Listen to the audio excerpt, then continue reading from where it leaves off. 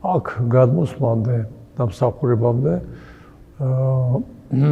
მსახურობდი რუსთავის ფალიაშვილის ქუჩაზე მდებარე მთავარანგელოს მიქაელის და გაბრიელის ტაძარში. და არის ჩვენი ერთ-ერთი უძველესი მრევლი, ბატონი თამაზი გველუკაშვილი, რომელსაც გაუჩნდა ესეთი აზრი, რომ აეშენებია ამ მიმდებარე ტერიტორიაზე ტაძარი. და დავიწყეთ მაგაზე ფიქრი, თუ ვიზის სახელობის უნდა აშენებული იყო რა ტიპის ეკლესია, რა სახის, რა ფორმის, რა არქიტექტურის და ასე შემდეგ.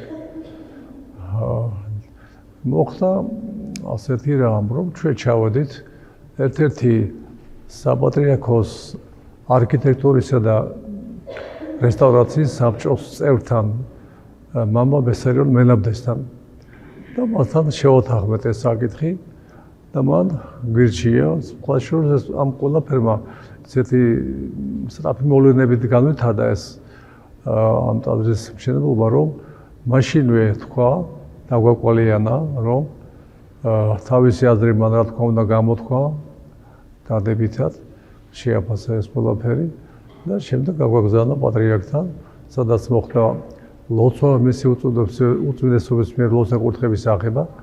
აი ჩვენ შევუდექით ტაძრის აშენებას. ტაძრის მიმდებარე ტერიტორიაზე არის იოაკიმ დანას სახელობის სამლოცველო სახლი, სადაც პერიოდულად ჩვენ მრევლთან ერთად ვიხდიდით ამ ტაძრის მიმდებარე ტერიტორიაზე პარაკლისებს, ღვთისმშობლის პარაკლისს. ასე რომ მოლაპარაკების დროს გაჩნდა აზრი იმისა, რომ და ლოგიკურიც იყო, მე ვფიქრობ ახლაც, რომ იყო აგვისტოს თვე, იყო მარიამის ღვთისმშობლის მიძინების მარხვა ორკვირიანი და ამიტომ გადაწყდა მსჯელობის შემდეგ ლოგიკური იყო, მე ასე ვფიქრობ, გადაწყდა, რომ აგვეშენებია აქ ღვთისმშობლის მიძინების სახელობის ტაძარი, რომელიც იწოდება ასევე სიონის ეკლესიად. და აი დაიწყო მშენებლობა და დამთავრდა, როგორც უკვე აღნიშნე, 2011 წელს პატრიარქი მისი უწმინდესობა იყო ჩამობრძანებული აქ ორჯერ, მან მოინახულა მშენებარე ეკლესია, შემდეგ ადგილობრივმა ჩვენთან ადგილობრივმა მიტროპოლიტმა მისმა მაღალ ყულოთუსამდელოისმა იოანე გამრეკელმა ეს ტაძარი აკურთხა. გამხარებელი იყოს ეს ეკლესია თქვენი და მთლიანი რუსთავისა. დედა ღვთისმშობელი იყო მფარველი თქვენი და მთელი მოსახლეობისათვის. და შემდეგ მეორე ჩამოდის მისი უწმინდესობა და იხდის პარაკლისს და ძალიან მოსწონს შორის ეს ტაძარი. აი ჩვენ ამ ტაძრის სახით ხედავთ დიდ სასწაულს. ეს არის სასწაული, რომელიც არის ქართველი ადამიანის ავტოპორტრეტი. და ალბათ იცით ის, რომ ეს ტაძარი არის აგებული ძველი ტრადიციული წესით. ანუ აქ არ არის გამოყენებული თანამედროვე მასალა, ბეტონი, გულისხმობ, რკინა და ასე შემდეგ, არამედ კირი და ქვა და კვერცხი. მუშაობდნენ ის საპატრიარქოს წარმოადგენლები, როგორც გითხარით, მამა ხელმძღვანელობდა მამა ბესარიონი მენაბდე ამ ჯგუფს, მათთან ერთად იყო ქერთი აბაშიძე, კოკი დადიანი, ნუკრი, თეიმურაზი, ვორკეაშვილი, თემური, ეს იყო ხელმძღვანელი ამ მუშათა ერთობის და აი ასე ამგვარად დასრულდა საბოლოოდ ეს დიდებული ტაძარი. და დღეს ბევრი მნახველი ყავს, როგორც სანიმუშო ტაძარი და როგორც მათი ნათქვამს გავიმეორებ, რომ ასეთი ტაძარი ეკლესია საქართველოში არ აშენებულა რამოდენიმე საუკუნეა. და ჩვენ ვმადლობთ ღმერთს ღვთისმშობელს, რომ აი ღირსი იყო ამ დიდებული ტაძრისა და ჩვენ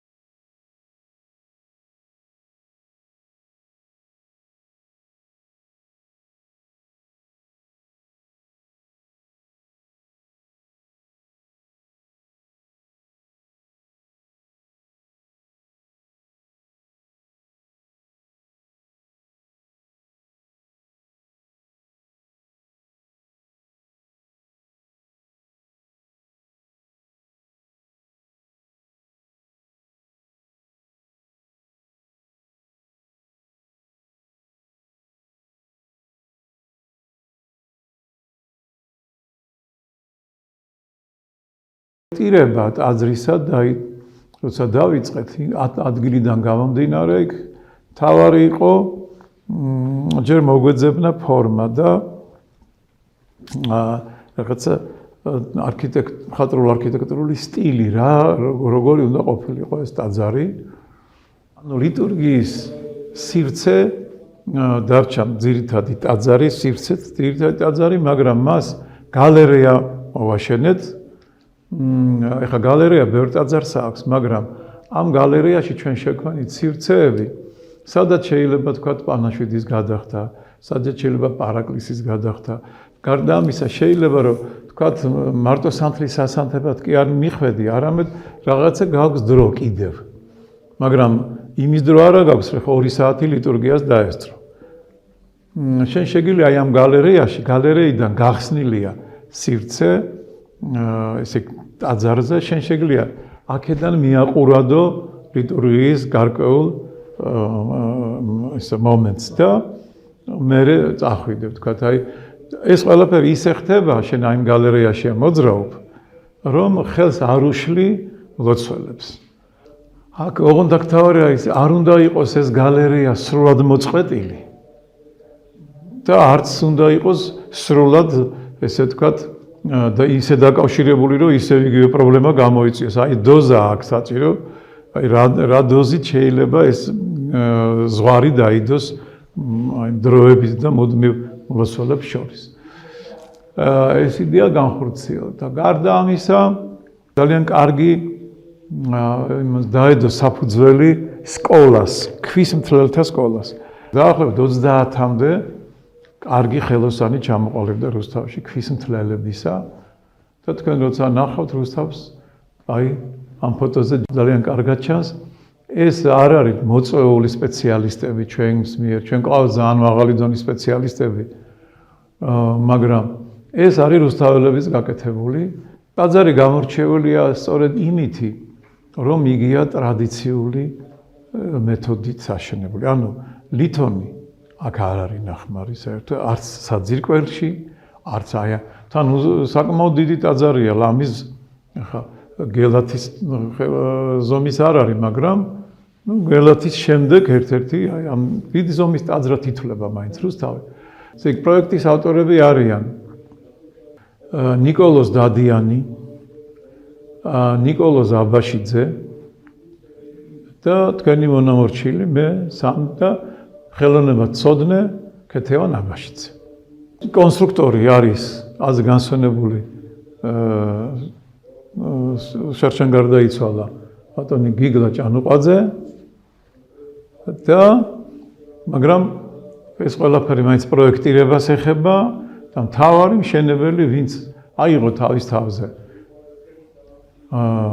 საინჟინრო ნაწილი, ტექნოლოგიური ნაწილი, როგორი კირი საიდან უნდა იქნას მოტანილი, როგორ უნდა გაირეცხოს ეს კირი, როგორ მივიდეს იმ კონდიციამდე, რომ ამხელა ტაძარი ეს მასა დაიჭიროს. ეს არის თეიმურაზ ბურკიაშვილი. ჩვენ მას დავარქვით საეკლესიო სახელი კირიონი, კირთან დაკავშირებით კირიონ ბურკიაშვილი. ტაძარში ერთ-ერთი უნიშნულოვანესია ტაძრის ფუნქციონირებისათვის კანკელი. კანკელის ავტორიც სწორედ ნიკოლოზ დადიანია და კანკელის ხატები არის მოზაიკური. ეს მოზაიკის ავტორი არის ჩვენს ტაძარში მოზაიკის სახელოსნო გვაქვს აქ წმინდა ნიკოლოზის ეკლესიაში. მიხეილ სოზიაშვილი არის ავტორი, მოზაიკის მოზაიკოსი და ძალიან მაღალი დონის მოზაიკაა კანკელში. მოზაიკას აქვს ეს საშუალება, რომ აქ დამზადდეს და შემდეგ იგი ადგილზე აეწყოს. და ამას დიდი პროფესიონალიზმი და ოსტატობა ჭირდება. რუსთავის სიონის ტაძარი ეს არის ჩვენი ისტორიული ტრადიციული ტაძრების საუკეთესოს მცდელობა იმისა, რომ ეს ყველაფერი ისე რომ ორგანულად იყოს ეს ყველაფერი ერთმანეთთან და არ გამოვიდეს. ძალიან დიდი საშუალება ამ დროს რაღაც ეკლექტიკური გამოვიდეს, რომ სხვადასხვა ეპოქების ესე შეერთება ძალიან რთულია და ამიტომ აი აქ ქეთევან აბაშიძემ ძალიან დიდი შრომა გაწია, რომ ჩვენ ეს ორნამენტიკა რაღაცნაირად ერთი სამეთყველო ენა ქონოდა ამ ორნამენტს, ხომ? ორნამენტი ხო სამეთყველო ენა ის გვესაუბრება და რაღაცა აი რომ ერთი მთლიანი ყოფილიყო ის და მე მგონი რომ გამოვიდა არ იწევს ეს რაღაცა ეკლექტიკის განცდა ნამდვილად არა გვაქვს. ხო, ამ ტაძარმა ძალიან მნიშვნელოვანი როლი შეასრულა თვითონ ამ გარემოში, ამ სივრცეში. როგორც გითხარით, იქ გაკეთდა სამრევლო სკოლა, დედათა მონასტერი, იქ პატარა ტაძარით ბაზილიკა აშენდა კიდევ, ასევე აშენდა ჩვენი პროექტირებით, ასევე დაპროექტებით ნაკურთხი-წყლის ნაგებობა ხო სვეტებზე, გადახურული ასევე ხო თვითონ გალავანი ძალიან საინტერესოა, გალავანი შემოიზღუდა. მე ვფიქრობ, რომ რუსთავში ძალიან კარგი ისეთი კულტურული, რელიგიური და კულტურული დატვირთვის ესე იგი სივრცე გაჩნდა და ძალიან ბევრი ადამიანი ღებულობს აქ სულიერ შვებას. ღვთისმშობლის მიძინების ტაძრის აგებით ფაქტობრივად სულიერი ზღუდე აღიმართა, რომელიც იცავს და იცავს ჩვენს დედაქალაქს და ჩვენს წმინდა დედაქალაქს.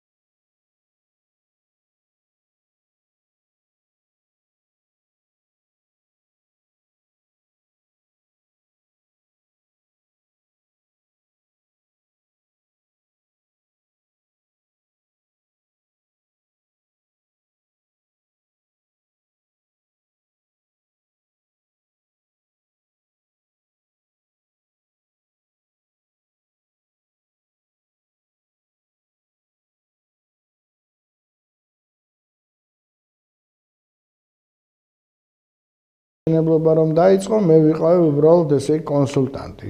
კონსულტანტი კირით მშენებლობის საკითხებში, იმიტომ რომ გადაწყვეტილი იყო, რომ რუსთავის სიონი ყოფილიყო ძველი მშენებლობის, ტექნოლოგიური მშენებლობის მაგალითი, რომ ყველაფერი ისე აშენებულიყო, როგორც წინაპრები აკეთებდნენ.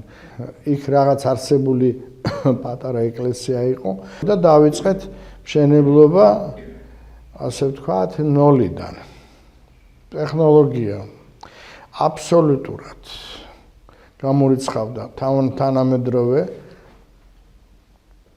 შეხედულებებს და უნდა აგებულიყო მე-11-მე-12 საუკუნის ბაზაზე, ამიტომ ესე იგი მე შევისწავლე არა მხოლოდ ჩვენი ქართული გამოცდილება, არამედ ძველი რომაული გამოცდილებაც, იმიტომ რომ კირი და კირდუღაბი რაც შეეხება, ეს ესე იგი ჩვენ გვაქვს საქართველოში ამისი ტრადიციები, მაგრამ ნუ რომს ვთქვათ მეტი აქვს. ნუ პირდაპირ ერთ-ერთი განსაზღვრებით რიმსკი ბეტონი, ასე არის მოხსენებული რომაული ბეტონი.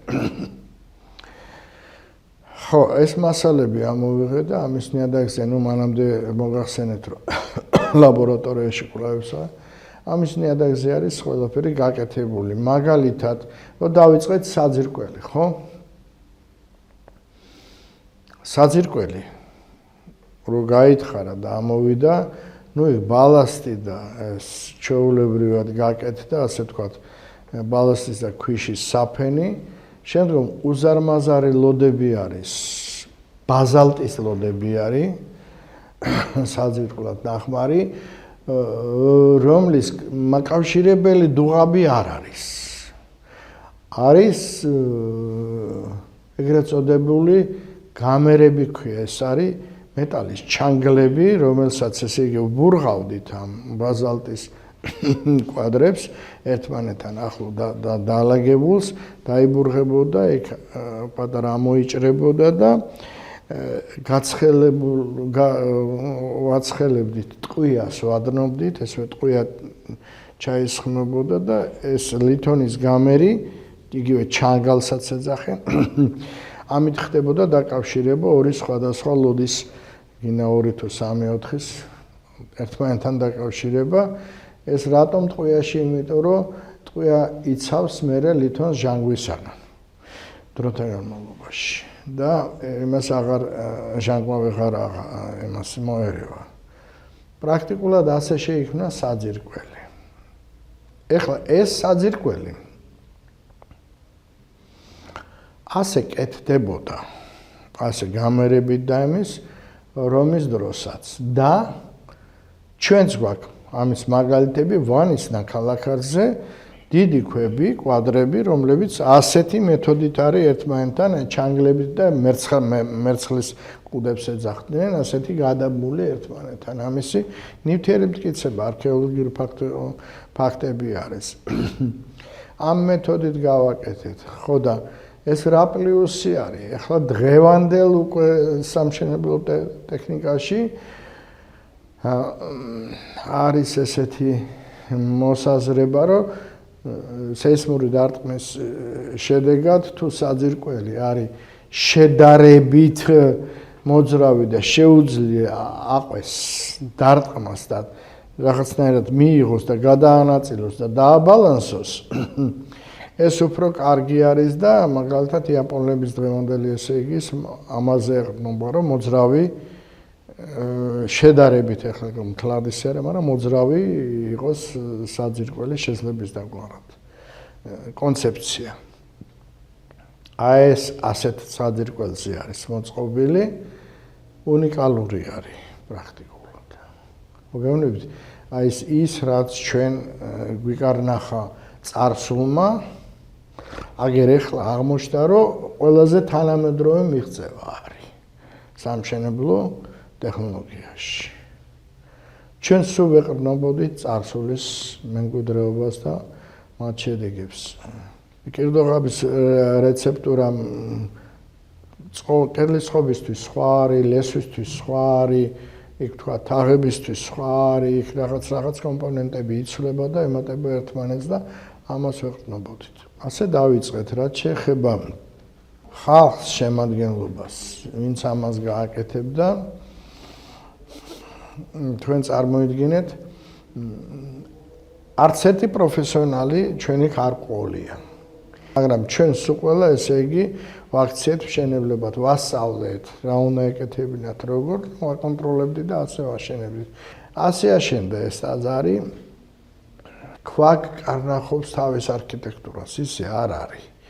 ბეტონში შენ როგორც გინდა, ისე გააკეთებ, იმიტომ რომ ქარგილს გაუკეთებ და როგორც გინდა ჩაასხავ და ეგრე არ არის ქვაში. ქვა კარნახობს, აი ესე, სხვანაირად არ იქნება, იმიტომ რომ ჩამოვარდება ეს ქვა. კედლის მშენებლობაში იმისათვის რომ დაგვეჩქარებინა და სიმტკიცე მიგვეცა, ამას აძლევს ესე იგი კერამიკის თიხის, გამომწვარი თიხის ნაფქვავი პლუს კვერცხის მთლიანად ხმარობდით. ეს პოლიმერ ბეტონია, ეხლა იქ სადაც თაღები და ის გადადის, იქ განსაკუთრებით ცოტა მეტი რაოდენობით იყო ლესვაში ფრესკის ქვეშ. კვერცხის გულის გარეშე ცილა იხმარება. წებოცემენტი ეს არის იგივე რაც ესე იგი კირისა და ამის ნარევი იყო და სხვათა შორის ახლა ამ თემას ეხება ბუნებრივი პოლიმერი არის კვერცხი რომელსაც ხმარობდნენ ბუნებრივი პოლიმერი არის რძე ხმარობდნენ კირთან და ძალიან ისეთია რა ქვია დენადია და აი ყველა იმაში შედის ბზარების შესავსებად მერე ეს სახურავის მასალა ლორფინები ქვაში გათლილი კრამიტი ეგეც ძველი ტექნოლოგია უფრო სამხრეთ საქართველოს თამაზიმ რო დამიძახა მინდა რომ შენ ისაო თვითონ ამირჩია რომ შენ მიხედო მითხრა ესა და აბა რა და როგორო და შეხედე და დაიანგარიშეო და მე შევთავაზე ეს ქვიშაქვა იმიტომ რომ ნუ ერთი სვეტი ცხოველია ხო სამთავროა მცხეთი ჯვარია ქვათახებია სუამ მასალით არის და მეორეც ბოლნისის ტუფი ძალიან კაი ქვა არის ძალიან კაი ქვა არის ქვის ლორფინიც იმიტომ რომ ნუ რუსთავი მშრალი კლიმატია ისევე როგორც სამხრეთ საქართველოში არ არის ძალიან ტენიანი კლიმატი და კრამიტით დახურვას რა თქმა უნდა ლორფინით დახურვა ჯობდა იმიტომ რომ ეს უნიკალური ტრადიცია რომელიც არ უნდა დაიკარგოს ნუ გვაფინანსებდა თამაზი გველუკაშვილი ნუ არ ვიცი ახლა მე ბევრი ტაძარი მაქვს აშენებული მანამდისაც მქონდა და მას მერე ძირითადად რესტავრატორი ვარ ეკლესია მონასტრების რესტავრატორი ვარ ჩემი სპეციალობა რესტავრაცია არის მაგრამ ახლებიც მაქვს აშენებული და ესეთი დამოკიდებულება მე არ შემხვედრია იმიტომ რომ რა ჩანდა იცით რომ ჯერ ერთი რომ გადაწყვეტილება მიიღო იმ დროს მიიღო როდესაც მისი ბიზნესი არაფერი არ იყო მაშინ ერთი ბუტკა მასხვიჩი ყავდა არაფერი მისი ბიზნესი არ იყო და მიიღო გადაწყვეტილება და ღმერთს მიენდო და გავაკეთებოდო და ღმერთმა მისცა შესაძლებლობა ამისი და თან მეორე რაც თავარია რომელიც უფრო გვიჭირს ადამიანებს გვიჭირს ღმერთსენდო კაცსაცენდო აი ეს არის მნიშვნელოვანი მომენტი რომ ის მემენდო პირადად მემენდო რომ წარმოიდგინეთ ამ ხელა რაღაცას მე მომცა თავისუფლება რაც რისთვისაც ყველა ვიბრძვით რაც ყველაზე დიდია თავისუფლება მომცა შემოქმედებაში იყვნენ იქ აი მამა დიმიტრის მრევლიდან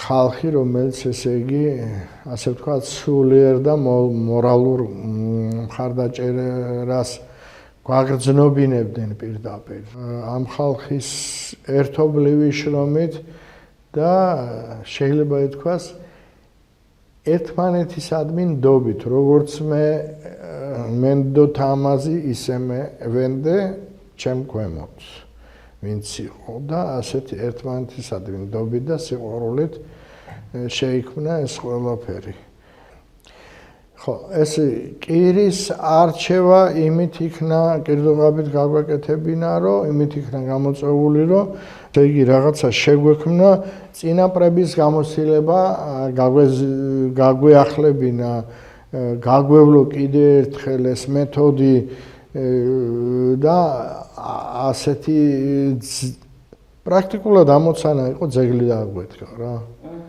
ძეგლი დაგვედგა ეს ძეგლი არის ყველანაირად ძეგლი არის დღეს შეიძლება ითქვას რომ არა მხოლოდ ძეგლი არის რუსთავის სიონი არის მუზეუმი საქართველოს ნაკრებია მე-11-მე-12 საუკუნის ბანა, ოშკი, ხახული, სვეტიცხოველი, ქვათახევი, ფიტარეთი, ჰუჯაბი, აი რომელი შეიძლება ვერც დაასახელოთ ძველი ტაძარი, რომლისგან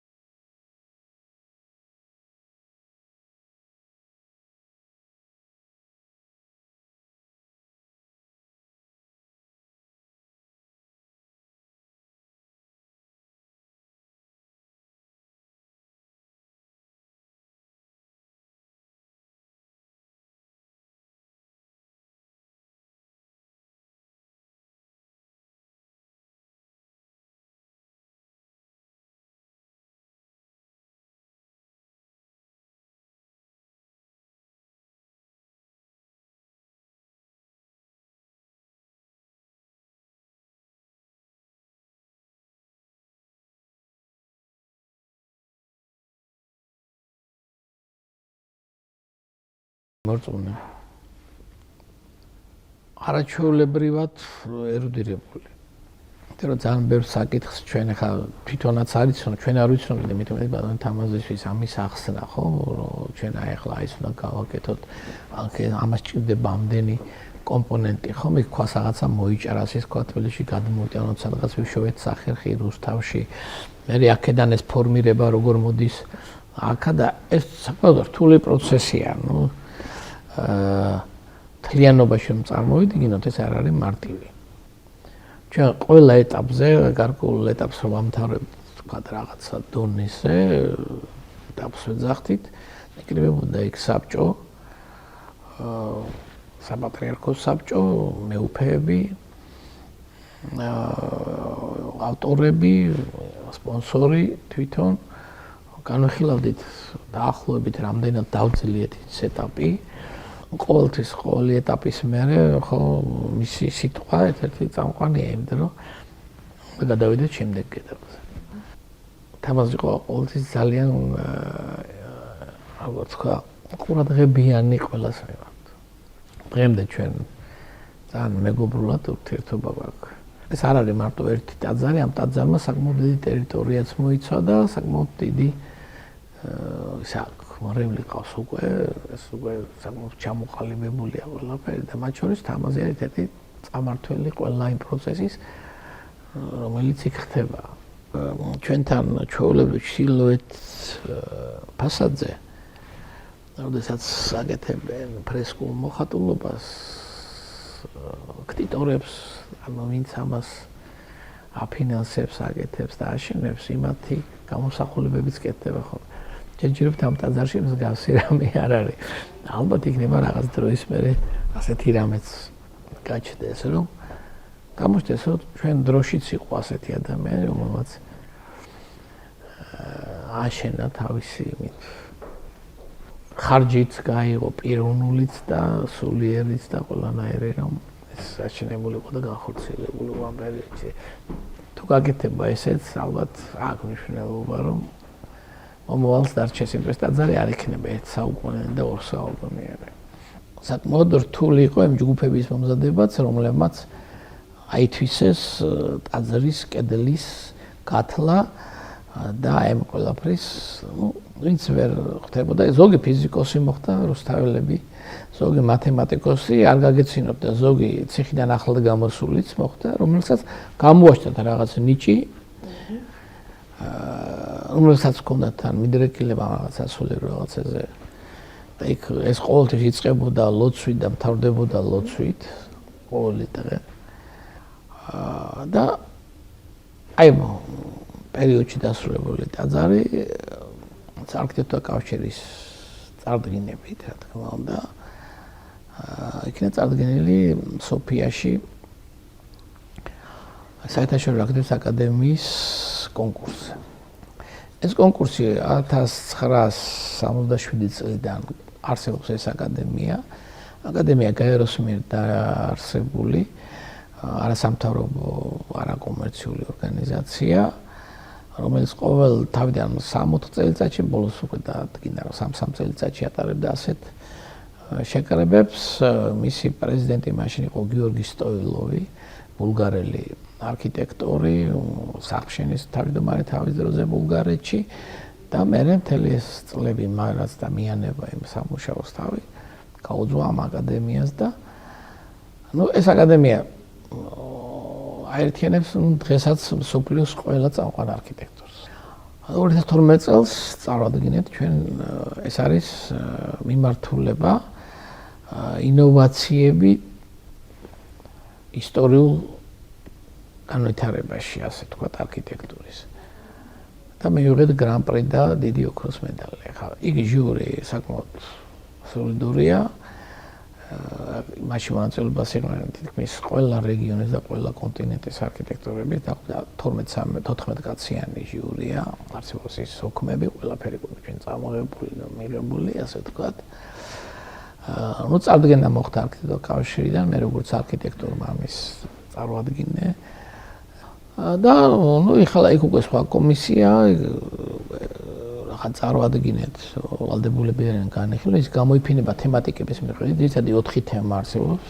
ეს არის ინოვაციები, ეს არის თანამედროვე არქიტექტურა, ეს არის რეკონსტრუქცია და რაღაც ესეთი თემებიც და აქ არის კიდე რაღაც მომავლის არქიტექტურის თემები და ჩვენ აი ამ სფეროში მოხვდით და იქიდან მივიღეთ ყოველ შემთხვევაში ამ სფეროში საქართველოში არავის არ მიუღია ასეთი აღიარება, ასე ვთქვათ, ეს არის შემთხვევითი, ხო?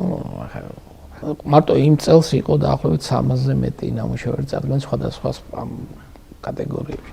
ყოველთვის არქიტექტურა და სახელმწიფო არ არის მოდივად ერთმანეთთან ურთიერთ კონტაქტში. თუ სახელმწიფო აღმავლობა იწყება არქიტექტურით, ხელოვნებით და მასთან ერთად ხდება ეს ყველაფერი და ჩვენ შექმნით გარკვეული საფუძველი, რომ შეიძლება კიდევ ჩვენ შექმნათ ისეთი რამ, რომელიც მრავალ საუკუნეს გავძლევს.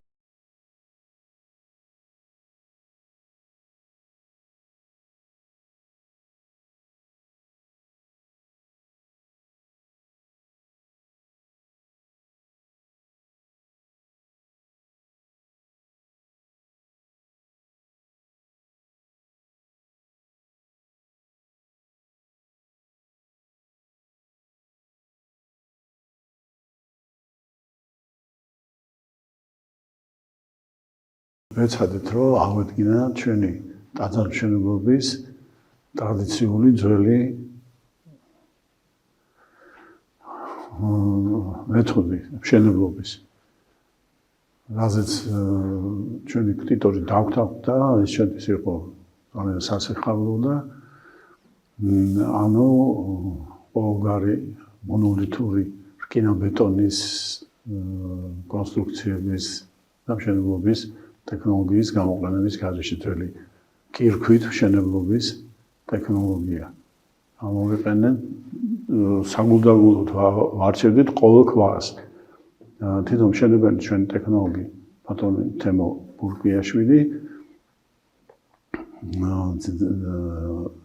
ამაში ძალიან დაგვიხმარა, იმიტომ რომ ჩვენ მეუბნებოდ დავუშვით ზომებში, რა ზომის ქვები უნდა მოეძიებია და ისიც არაკლებდა მეცადინეობას, კარიერზე მიდიოდა, სათანადო ლუდებს მოიპოვებდა, მე იმას ხერხავდა და ამასაც აი თვითონ ტაძრის მშენებლობისას, ტაძრის პერანგსაც და განსაკუთრებით გალერეის მშენებლობისას და გუმბათის მშენებლობისას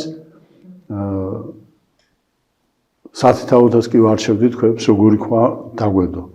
მე-20 საუკუნეში ალბათ ამის მაგალითი არ გვაქვს და აი ეს არის მთავარი ამ ტაძრის მშენებლობის ტექნოლოგია. ანუ კირქვაში მონოლითური ბეტონის გამოყენების გარეშე მშენებლობა. ყველაზე კარგად გამოგვივიდა გუმბათი. ეს იყო მამაბესარიონის იდეა საერთოდ. როცა მამაბესარიონს თხოვეს, რომ ამ ტაძრის პროექტი გააკვეთებინა, მამაბესარიონმა ცხადია მუშაობა შეუდგა და ჩვენი დღეს ძალიან მალე სხვათა შორის რაც გადაწყდა ამ ტაძრის მშენებლობა, მამაბესარიონი ჩვენი დღეს მოგვიტანა რამდენიმე მაკეტი, ანუ მოდელი ტაძრის პლასტილინში შესრულებული. და ერთ-ერთი მოდელი ავარჩიეთ და სწორედ მე ეს მოდელი ვაქციეთ პროექტად. ტაძარი როგორც არის არქიტექტურულად, ასე ფერადოვნება მისი ძალიან მნიშვნელოვანია. ამასაც რაღაც გარკვეულ დონეზე მივაქციეთ, მე მგონი. წვიმის შემდეგ ცოცხლდება ეს ძალიან, როცა სველდება ტაძრის კედლები, აი მაშინ განსაკუთრებით კარგად ჩანს ხოლმე აი ეს ტაძრის ფერადოვნება. ჩვენ ავარჩიეთ რამდენიმე ტაძარი და აი ტაძრის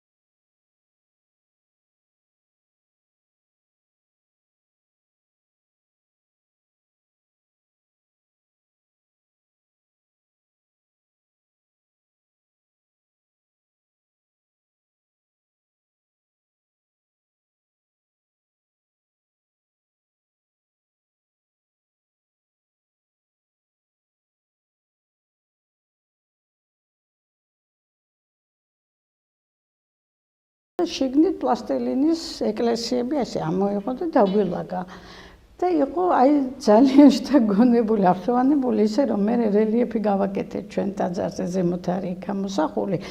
მამა ბესარიანი, მამა დიმიტრი და ყველანი მაშენებელი არქიტექტორები არიან და მათ შორის არის მამა ბესარიანი, რომელიც მოფრინავს ხელში ასე მოდელით. იმიტომ რომ აი ეს იყო ნამდვილად საოცარი სახით შემოიჭრა ესე სახში და გვაჩვენა რომ მთელი ღამე ამაზე მუშაობ და რამდენიმე ტაძარი გვიჩვენა. პრინციპში ყველა ერთ სახეს წარმოადგენდა, მაგრამ ის ერთი, რომელიც იქ ერთ-ერთი შეიჭრა, დღეს დგას ტაძარში, თქვენი ტაძრის სახით და არის ნამდვილად ზუსტად ყველაფერი გათვლილი. ანუ პროპორციებიც იყო, ეს მრგვალი გარშემოსავლელიც, რაც განარჩევს სწორედ ამ თქვენს ტაძარს და თავად ტაძრის მოდელი ჯვარ-გუმბათოვანი. წინასწარ გეტყვით, რომ ჩვენი იდეა იყო სწორედ ეს, შეიძლება ეკლექტური იდეა, მაგრამ ბოლომდე ეკლექტურობას ვერ ვიტყვით ჩვენს ტაძარზე. ხო გეტყვით რატომ? იმიტომ რომ ეს ყველაფერი შთაგონებული იყო ძველი ქართული ხელოვნებიდან და ამავე დროს, ესე იგი, მამა ბესარიონის და ჩვენი და კოკის ნიკოლოზის დამოკიდებულება აი ამ სიძველისადმი წარმოჩნდა რაში? მამა გელათთან ცხოვრობს, ახლოს აქვს სახლი და ძალიან მუდმივად იქ დადიოდა და მისთვის გელათი არის განსაკუთრებული ტაძარი. აი რასაც თქვენ ხედავთ, არის გელათური ტაძარიც, გელათია აღებული, სამ-სამი კარი, ბანადანა გვაქვს მოფიქრებული ყველა მხრიდან რო შედის, ჩრდილოეთიდან, სამხრეთიდან, დასავლეთიდან და ასე რომ მე ვთვლი რომ ეს იყო ბედნიერი შემთხვევა, როდესაც შეიკრა ჯგუფი რომლებმაც ყველაფერი დადეს ამისთვის. იყო რაღაცა ესეთი აღმაფრენა, რომელიც ყველას გადაგვედო. ფაქტია, რომ ეს არის დაფუძნებული ჩვენი ტაძარი იმ სიძველეს, რაც იყო საქართველოში ყოველთვის და შევეცადეთ კიდევ არსის გადმოცემაც ყოფილიყო სწორად, იმიტომ რომ ფორმა ყოველთვის ასახავს არსს. ეს ჩვენმა წინაპრებმა კარგად იცოდნენ. სულ არ ვისაქმე და გაიმეორე რომ მაინც ამას მიიღებთ. ამიტომ აი ის ერთობა, რაც ჩვენ შევძელით რომ ესე გადმოგვეცა, ჩვენ ვფიქრობთ რომ ამაში აი ამ ჩვენ ტაძარში განხორციელდა.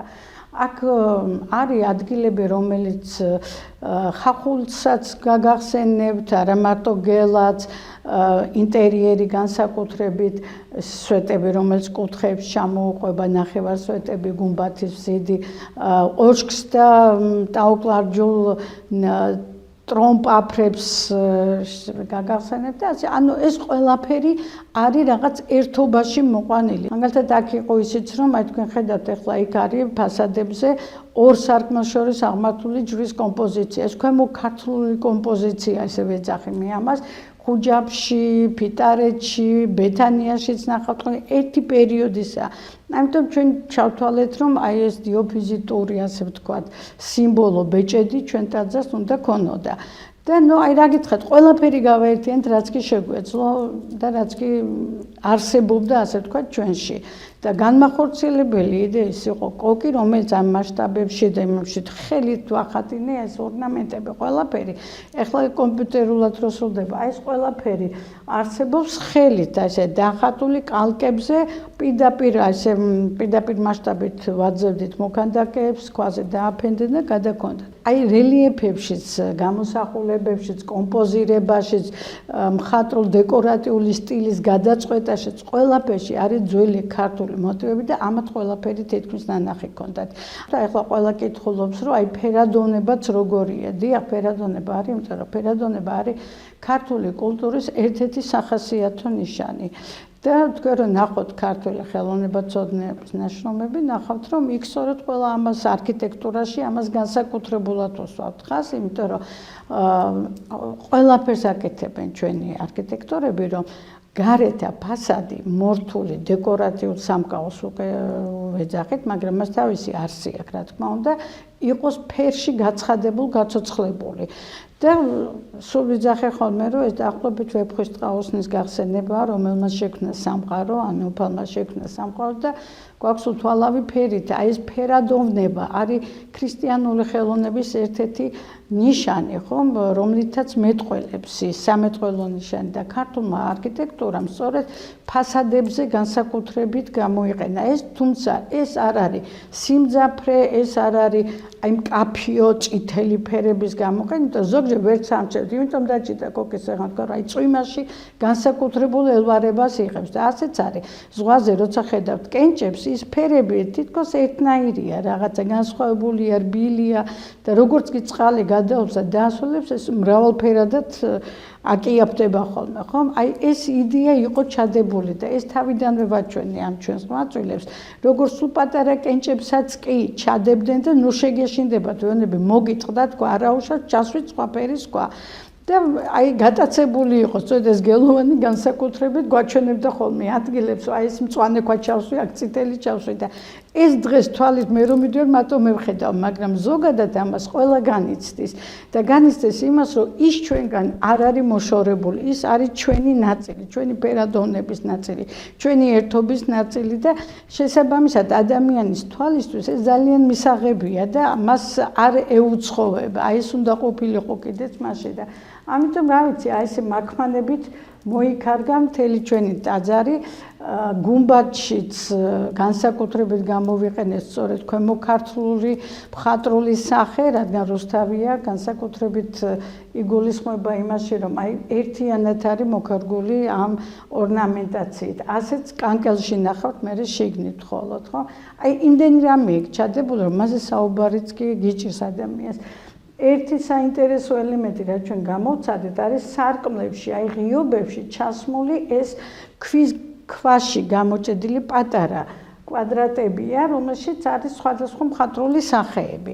ეს ცხაურები იყო ძველად ასეთი, ან კირით აკეთებდნენ, კერამიკული იყო, ჩვენ ქვა გამოვიყენეთ, იმიტომ რომ არსებობს ესეთიც და რას გულისხმობს ეს იცით, აი რეალურად ვცადეთ მოგვეძებნა, ესეც ერთ-ერთი ექსპერიმენტი იყო, რომელიც მე ვფიქრობ, რომ დღეს თუ დაბრუნდება ჩვენ ტაძრების რესტავრაციაშიც კი მნიშვნელოვანია. შიდა კლიმატი რო იძახიან დღეს, აი ამაზეა დამოკიდებული. ანუ აქ აი ამ აქიდან როგორც გამანაწილებელი ცეცხლზე როდებთ ანაწილებს ცეცხლის სითბოს, ისია ესეც. შუქსაც ანაწილებს, სინათლის გამანაწილებელიც არის და ჩვენი წინაპრები ამას ღიად ტოვებდნენ და არ წარმოიქმნება კონდიცირება.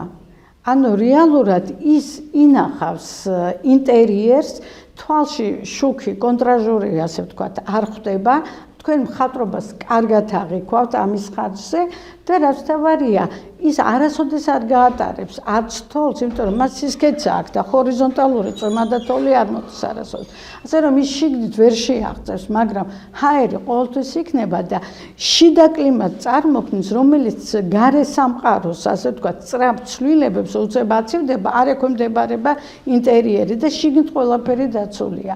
ანუ ყველაფრის საშუალებას იძლევა და გათვლილი ქონდა ჩვენ წინაპრებს. ასეთი დარჩენილია რამდენიმე ტაძარში ჩვენთან, მათ შორის გელაჩიც არის ერთი მონაკვეთი და აი აქედან ქონდა სურვილი ამის მოსინჯვის, ამიტომ და აი ესეთ ვცადეთ ამ ტაძარში. მან გამოიწვია გამთლიანებაც ფასადის, ნახეთ, აღარ არის ღიობი მინები რო ტოვებენ და ასევე შიგნიდან შექმნა სრულიად სხვა ეფექტი. ასე რომ აი დიდი ექსპერიმენტების ცენტრათაც იქცა ჩვენთვის ეს, რაც ქონდა, ყველაფერი გამოვიყენეთ ამაში და ვცადეთ და გავაკეთეთ და საბოლოო ჯამში მე ვფიქრობ, რომ ყველაფერი გამოვიდა. აი დასავლეთიდან, როდესაც თქვენ შედიხართ, ზემოთ არის ღვთისმშობელი, წიაღი ღვთისმშობლისა ქვია მაცხოვარი ყრმა უჭირავს ხელში, რომელიც აკურთხებს აქეთ-იქით გაშლილი ხელებით სამყაროს და ღვთისმშობლის წიაღშია, წრეშია გამოსახული. ეს ავიღეთ საიდან, იცით, ქართულ ხელოვნებაში და ყველგან არსებობს ვედრება, მაგრამ ვედრება პარაკლიტონებში შემხვდა ბევრჯერ და იქიდან წამოვიღეთ. არის ვედრება, როდესაც რა თქმა უნდა, თავარი მაცხოვარი და ესე იგი ღვთისმშობელი და იოანე ნათლისმცემელი, რომლებიც ვედრებით ავედრებენ კაცობრიობას, ხო? მაგრამ ჩვენ გქონდა კიდევ შემდეგ გვერდზე პარაკლიტონებს მოყვება ღვთისმშობელი ყრმით და ჩვენ წილხედრი ქვეყანა ვართ ღვთისმშობლის, მაკურთხეველი მაცხოვარი ისევე როგორც აღგისწერე და აქეთ-იქეთ არიან წმინდა ნინო და წმინდა ანდრია პირველწოდებული. ანუ ამას როგორ ჩანს ყოველ შემთხვევაში ვახტანგ მეექვსის დროის ტექსტებში არის, ნაბეჭ ტექსტებშიც ხდება. მნიშვნელოვანია სწორედ იმით, რომ ყველა ის, ვინც ქართლის მოქცევაში და ქართლის გაქრისტიანებაში, ასე ვთქვათ, მიიღო მონაწილეობა, ისინი იქ არიან ვედრებით აი ამ ღრმა მაცხოვრის წინაშე. ანუ ეს სცენა აი ესე სივრცობრივად გამოვსახეთ ჩვენს ტაძარში, რომ ეს არის ვედრება საქართველოსთვისაც. მაგალითად იქ არის 6 სვეტი გამოყენებული, რომელშიც ბანა, ოშკი, ყველა სხვადასხვა კაპიტელები ესენი იქიდანაა შთაგონებული, მაგრამ 6 სვეტის იდეა არის წამოსული სვეტი ცხოვლიდან და მე-7 შუაში აღმართული სვეტი იქცა ჯვრად, ხომ? საკურთხევლის წინათ ჯვრად, რაც ჩვენი ტრადიცია ასევე და აი ეს იდეა წამოვიდა ამ 6 სვეტისა აქედან. ანუ რეალურად ჩვენ რაც შეგვეძლო ჩვენს ტაძარს საფუძვლად არსობრივად ბევრი რამ დავუდეთ. იმისათვის რომ ის გაცხოველებულიყო ყველა ჩვენთაგანისათვის. თუნდაც არ იცოდეს ეს ადამიანმა. არ არის საჭირო ყოველთვის